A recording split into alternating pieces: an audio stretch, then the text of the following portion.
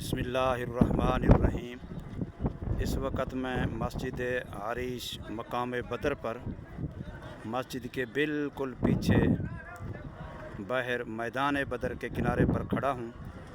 सामने जो मैदान नज़र आ रहा है यही मैदान बदर है, और इसी में आगे थोड़ा फासले पर एक जगह पर जहाँ कुछ लोग भी नज़र आ रहे हैं, पत्थरों का ढेर भी नज़र आ रहा है, वो मकाम कलीब बदर है, जिसमें मुशरिकीन जो बदर में मरदूद हुए थे, आप सल्लल्लाहु अलैहि वसल्लम के हुक्म से उनकी डेड बॉडियों को, मैयतों को पाँव से पकड़ पकड़ के यहाँ फेंका गया था।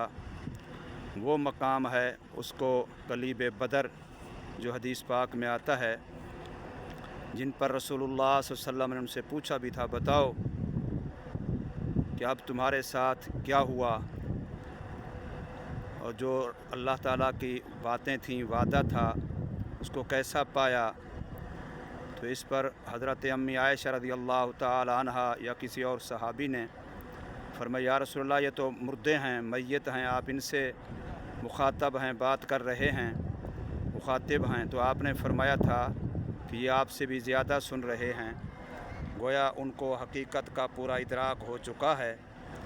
तो ये उस मकाम पे इस वक्त हम खड़े हैं, आए हैं। तो मस्जिद अरीश में नमाज ज़ुहर कसर भी अदा की है और नवाफिल भी अदा किए हैं, शुहदाए बदर को इसाले सवाब भी किया है। और ये मकाम बदर का नज़ारा है जो इस वक्त हमारे सामने है। अल्हम्दुलिल्लाह।